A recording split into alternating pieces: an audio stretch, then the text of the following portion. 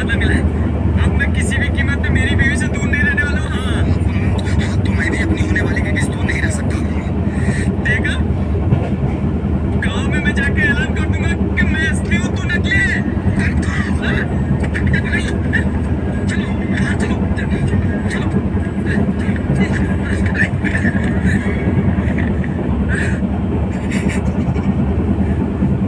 तेरी।